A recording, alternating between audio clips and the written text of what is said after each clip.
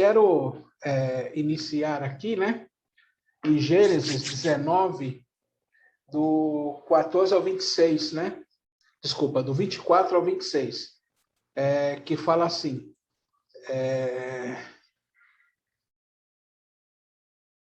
Então, o Senhor fez chover sobre Sodoma e sobre Gomorra, enxofre e fogo do Senhor desde o céu. E ele derrubou aquelas cidades, e toda a planície, e todos os habitantes das cidades, e o que crescia sobre a terra. Mas a sua esposa olhou para trás, por detrás dele, e ela se tornou um pilar de sal. Deus amado e misericordioso, eu te agradeço, Senhor, por essa primeira noite, dessa sequência de live, Senhor. De hoje a sábado nós estaremos juntos, clamando, glorificando, Senhor, o teu nome. Ô, Senhor, ouve, Senhor, o nosso clamor. Inclina os teus ouvidos, Senhor. Recolhe nossas lágrimas, Senhor. Que os teus anjos possam recolhê-las e levar uma bandeja de prata para ti. Que o rio que sai do seu trono possa nos atingir. É que eu te peço e te agradeço em nome de Jesus. Amém. Irmãos, o título que eu coloquei para essa mensagem foi Não Olhe para Trás. Mas eu vou falar assim, né? Não olhe para trás, mas na vida a gente sempre tem um mais, né? Quando a gente olha para trás, a gente olha com objetivo. O objetivo da mulher de Ló foi saudade. Se você fizer isso, você pode virar uma estátua de sal. O objetivo do povo que Moisés tirou do Egito, né? O objetivo era a vontade de voltar quando eles olhavam para trás. E por essa olhada e por essa vontade, eles ficaram 40 anos peregrinando por um caminho que já foi provado cientificamente que era para durar 40 dias. Agora, se a gente fizer como o apóstolo Paulo, que ele falava assim, eu era assim, assim, assim, mas Cristo me libertou, e agora eu não faço mais isso, sou uma nova criatura. Aí, esse olhar para trás, ele tem um propósito, né? Parece fácil, mas não é. Pelo menos não para todos, para mim não é.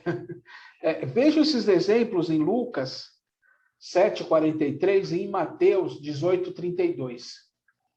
Lucas 17:43 fala assim, e Simão, respondendo, eu suponho que é aquele que mais perdoou.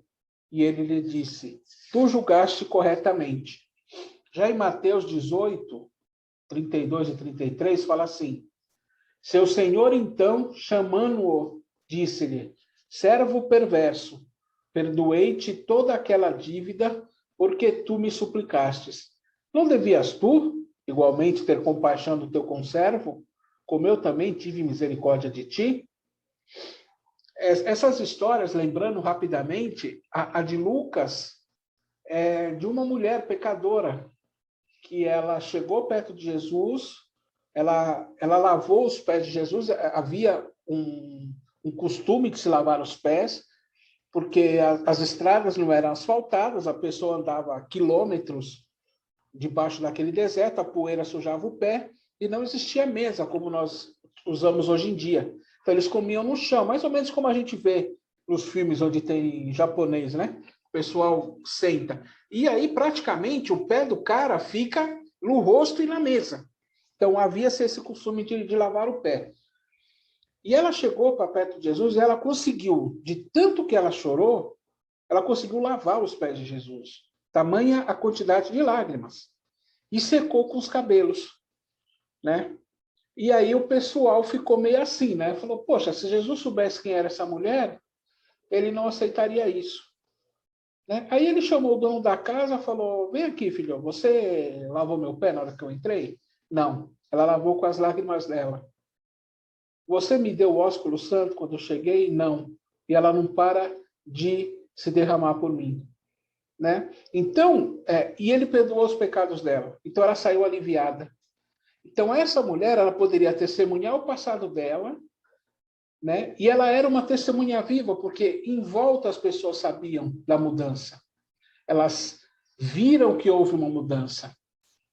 Agora, já a do servo mau, né? A parábola do servo mau, a gente chama assim porque eu pelo menos não achei o nome dele, né? Apesar dele ter sido perdoado, e às vezes é algo que acontece conosco, né?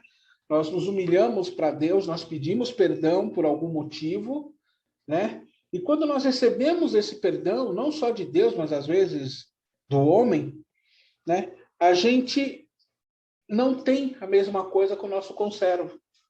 A gente acha que é justo, nós achamos ser justo receber o perdão, mas não achamos justo perdoar o outro, né? Para nossa reflexão, né? E agora imagina se Deus me disse com a mesma régua que a gente mede. Se Deus me medisse com a régua que eu meço os meus irmãos, eu ia ser fulminado, né? Ia vir um raio e ia acabar comigo. Mas assim, então, eu não estou afirmando, mas quem afirmou isso foi o próprio Jesus, em Mateus 18. Se você ler o capítulo todo, e eu reafirmo, que eu sempre peço para vocês lerem todos os capítulos. Eu falo alguns versículos, mas antes de comentar o versículo, eu procuro ler o capítulo inteiro para entender o contexto, né? Vocês vão perceber, se vocês lerem Mateus 18, que eu não tirei e nem coloquei nada, né? Mas para a gente já ir para o encerramento, né? Como eu sempre faço aqui uma salada mista, né? Eu comecei no antigo, fui para o novo. Deixa eu amarrar essa ponta aqui, né? Para a gente voltar em Gênesis. A gente só pode olhar para trás se for para a gente ganhar força para seguir em frente. E aí, se a gente não está preparado, porque às vezes a gente não está preparado para isso. Né? Então, a gente tem que pedir ajuda para Deus e tem que pedir ajuda para os nossos irmãos. Nós somos uma comunidade. Né? Quando Deus falou para Adão e para Eva, crescei-vos e multiplicai-vos, em outras palavras, ou ficou subentendido, que ele não queria Adão sozinho e depois não queria Adão e Eva sozinho. O ser humano tem que andar em grupo. O ser humano vai se juntando em grupo. E nós somos uma comunidade, nós somos um grupo de pessoas. Então, se um de nós tem dificuldades, eu rogo a Deus para que procurem algum irmão de confiança. Os nossos pastores, nós temos pastores, temos um presbítero, temos um diácono, temos cooperadores. Vamos procurar. Não vamos trazer isso para nós mesmos, porque nós estamos em setembro, né? E aqui também existe o Setembro Amarelo. E o Setembro Amarelo é sobre suicídio. E o suicídio também ocorre porque a pessoa não consegue se abrir, né? Então, a gente, por favor, se alguém tiver com alguma coisa, procura um irmão, procura um dos nossos líderes, né? E aí, um outro exemplo de olhar para trás como impulso para ir para frente, né? A gente pode pegar aí o livro de Ruth, né? E sabem, e eu vou falar aqui para os irmãos em primeira mão, ainda vou montar uma pizzaria chamada Pizza Ruth. mas falando sério, nesse livro de Ruth, nós vemos uma mulher que ela sai da terra dela devido à fome, junto com seu marido. E eu afirmo que provavelmente ele não falou com o Senhor, pedindo direcionamento. Vocês vão ver isso um pouquinho para frente. Ela saiu com o marido e os filhos. Nesse novo lugar que ela foi, o marido morreu. Aí os filhos se casaram. E depois de 10 anos, eles também morrem. Aí a Noemi, que foi a sobrevivente, ela ficou tão desiludida que ela pediu para trocar o nome dela. Quando foram chamar, ela falou, não me chamem de Noemi, me chamem de Mara. Porque Mara significa amarga. Né? E ela estava amarga no coração dela. Então ela recebeu a notícia que Deus tinha visitado e prosperado Israel. E ela resolveu voltar. Aí o que ela faz? Ela despede, né, as duas noras, por quê? Naquela época, se a mulher ficasse viúva e não tivesse filho, o irmão tinha que procriar, né, para manter o nome do irmão falecido. Só que ela só tinha 2 filhos e os 2 morreram. E ela falou para elas, eu não estou grávida, porque meu marido também morreu, e mesmo que eu ficasse grávida, vocês não iam esperar até o meu filho crescer para ter a idade de se casar, né? E aí, o que acontece? Aí eu trago algumas reflexões em cima dessa pequena história. Se ela tivesse ficado lá com a família, talvez o marido e o filho não tivessem morrido. Mas se eles tivessem morrido, de qualquer forma, ela não ia estar amarga, ela não ia estar só, ela ia estar com o povo dela. Sobre as duas noras, aí a gente vê um posicionamento de muitos cristãos. Né? Quando Noemi despediu no primeiro momento, as duas quiseram ficar. Contudo, a Noemi começou a colocar mais alguns obstáculos. E aí Orfa desistiu. Tem alguns crentes que falam, né, é como aquela questão da semente que caiu no meio, né, dos espinhos. Cresce, mas aí os espinhos vão sufocando. Orfa, quando ela começou a imaginar as situações que Noemi foi colocando, ela desistiu. Mas Ruth, ela falou assim para Noemi, né? Nos versículos 16 e 17 do capítulo 1. E Ruth disse: não me supliques para te deixar, ou para deixar de te seguir, pois para onde fores eu irei, e onde te alojares eu me alojarei, e o teu povo será o meu povo, e o teu Deus o meu Deus. Onde morreres eu morrerei, e ali serei sepultada. Que faça-me assim o Senhor, e ainda mais, se algo que não a morte me separar de ti. Olha como Ruth, ela entendeu o que Deus podia fazer. Ela falou, não vou largar de você. Porque se você for abençoado, eu vou ser. Entendeu? Então, assim como no livro de Juízes 7, né, do 2 ao 7, com o exército de Gideão, cada ação de Deus, conforme o cerco ia se fechando, né, e a quantidade de soldados ia caindo, né, nesse caso, né, Noras, né, fazendo um paralelo, Orfa abriu mão facilmente de um futuro com a sogra, né, porque as dificuldades eram demasiadas. Agora, com Ruth, ela teve 10 anos de convivência com o marido. Vocês imaginaram que ela deve ter visto coisas que Orfa ou não viu ou não percebeu, mas que foram suficientes para que ela falasse à sogra: o teu povo será o meu povo e o teu Deus é o meu Deus. E aí também eu posso colocar na questão do casamento.